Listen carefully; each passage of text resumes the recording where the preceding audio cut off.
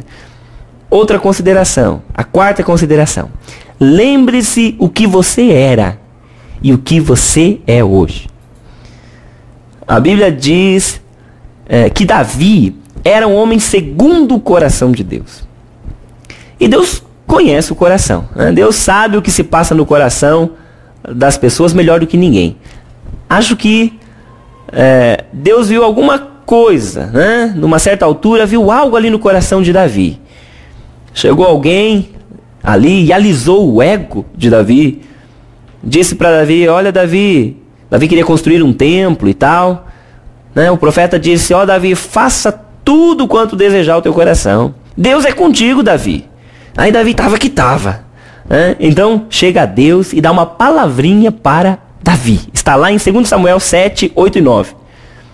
Deus diz, Davi, lembra que eu tirei você lá de trás das ovelhas pejadas e te coloquei diante do meu povo.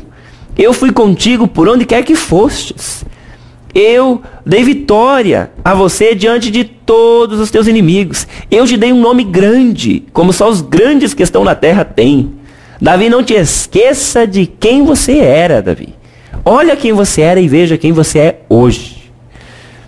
Foi o que Deus disse a Davi. Quantas vezes, porque nós temos alguma coisa na vida, nós achamos que somos melhores do que o outro.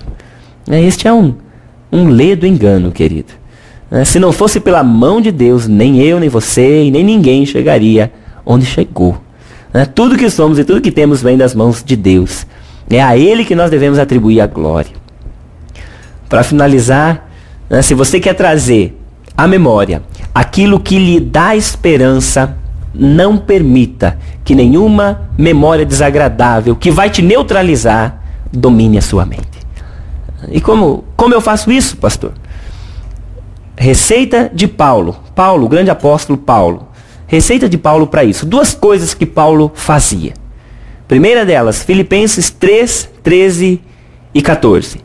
Ele diz, irmãos, quanto a mim, uma coisa faço, que é, esquecendo-me das coisas que atrás ficam e avançando para as que estão adiante de mim, prossigo para o alvo, pelo prêmio da soberana vocação celestial de Deus em Cristo Jesus.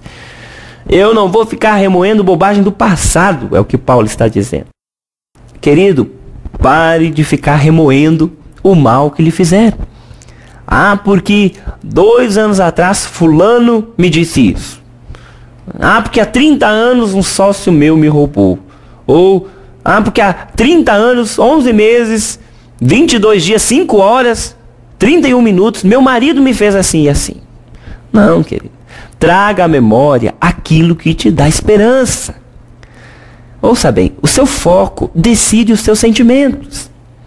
Aquilo para o que você está olhando gera os seus sentimentos. Sua vida é o que você escolhe recordar. As recordações escravizam mais do que qualquer injustiça feita a você. Decida esquecer, decida perdoar. A receita de Paulo era então esquecer as coisas ruins do passado. E a segunda coisa é Filipenses 4:8. Finalmente, irmãos, tudo o que é verdadeiro, tudo o que é respeitável, tudo o que é justo, tudo o que é puro, tudo o que é amável, tudo o que é de boa fama, se alguma virtude há e se algum louvor existe, seja isto que ocupe o vosso pensamento. Olha o que Paulo diz, querido. Olha o que Paulo botava na sua cabeça. Ele só pensava coisa boa. Só se expunha aquilo que era proveitoso. A quais tipos de assuntos você se expõe quando você liga o seu televisor? Ou quando você liga o rádio? Ou quando está na frente do computador, ou na internet? Ou quando está, de repente, na faculdade com os amigos? Ao que é que você vive se expondo? Qualquer coisa que ocupe sua atenção torna-se o seu mestre.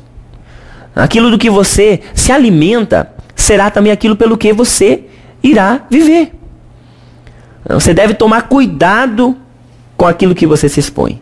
Sempre que momentos difíceis surgirem na sua vida, o que vai ser buscado na sua memória serão aquelas imagens ou aquelas informações às quais você está se expondo direto. E às vezes elas podem não acrescentar e sim prejudicar você. Esta é a receita de Paulo: esquecer as coisas ruins do passado e colocar em sua cabeça só aquilo que edifica, aquilo que vale a pena pensar. Eu quero trazer à memória aquilo que me dá esperança. Um pequeno resumo do que nós ouvimos, querido. As emoções, elas surgem das cadeias de pensamentos que são produzidas pelo processo de leitura da memória. Este processo ele é realizado em milésimos de segundos. Toda vez que você tem um sentimento, você produziu antes um pensamento, ainda que você não tenha percebido. Algumas pessoas acordam mal-humoradas, né, ou então deprimidas. Isso porque antes de despertar, elas leram a memória, produziram cadeias de pensamentos perturbadoras em seus sonhos, cadeias de pensamentos que excitaram a emoção e que geraram um mau humor depressivo. A sua mente vai até os arquivos que estão lá na sua memória e abre estes arquivos que acabam gerando os pensamentos, que por sua vez geram as emoções: medo, dúvida, pânico, solidão, depressão e assim por diante. E estas emoções, elas vão envenenar todo o seu organismo. O nosso organismo produz a endorfina e a adrenalina. A endorfina, que dá a sensação de bem-estar e de prazer, é liberada pelas emoções boas, as emoções agradáveis. Já a adrenalina é liberada por emoções mais fortes. E a adrenalina pode se tornar um veneno. Doenças de todo tipo para o corpo, por exemplo. O grande problema do processo de leitura da memória é que nós só nos damos conta dele tarde demais. Quando vemos, nós já estamos lidando com emoções e sentimentos que nos paralisaram. Por isso nós temos que interromper este processo do início. Temos que parar de nos deter nas coisas negras da vida. Aquilo, querido, em que você mais se detém é, com certeza, o que mais virá na sua mente nas horas de crise.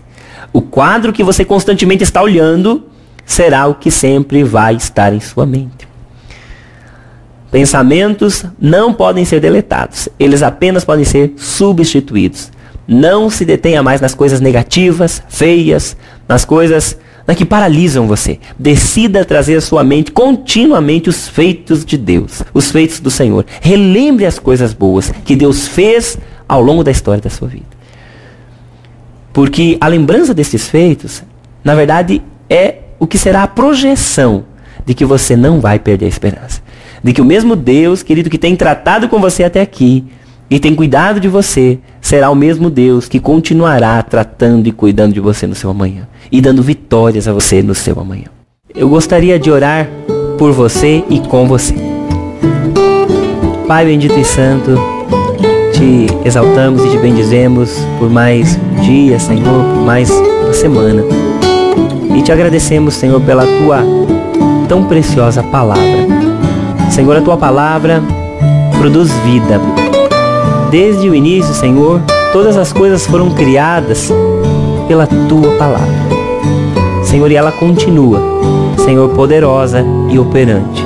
Então que agora, Senhor, aonde ela entrou, Senhor, ela possa produzir aquilo pelo que ela foi liberada. Produzir transformação e vida, Pai. Pai, independente de como foi o passado desta pessoa que nos assiste, independente das experiências, Senhor, que ela vivenciou até aqui, Senhor, ajude ela, Senhor, a superar estas lembranças, estas memórias, Senhor, dolorosas, Senhor. E ajude-a, Senhor, a ter um projeto, Senhor, uma perspectiva na sua mente do seu futuro, uma perspectiva vitoriosa. Senhor, que o Senhor possa ajudá-la, Senhor, a olhar com esperança para o futuro. E que agora mesmo, Senhor, sua alegria seja liberada. Senhor, que agora mesmo, Senhor, seu coração possa ser, Senhor, liberado, Senhor, de toda dor, de toda mágoa. Senhor, age nesta vida, neste coração, é a minha oração em nome de Jesus. Querido, falando sobre a memória, eu me lembrei de um texto das Escrituras, Isaías 49, 15 e 16. Ali Deus diz: porventura, pode uma mulher esquecer-se tanto do filho que ainda mama, de sorte que não se compadeça do filho do seu ventre? Mas ainda que esta se esquecesse dele, todavia eu não me esquecerei de ti. Eis que nas palmas das minhas mãos eu te gravei. Querido, você está na memória eterna de Deus. Não existe a possibilidade de Deus te esquecer. Uma mãe pode se esquecer do seu filho, a Bíblia diz. Mas Deus jamais esqueceria de você. Não existe possibilidade de Deus te esquecer. Você vive para sempre na memória de Deus. E é só por isso que nós estamos nos falando agora, porque Ele jamais esquece de você. Ele te ama e o quer junto dele. Obrigado e até a nossa próxima semana.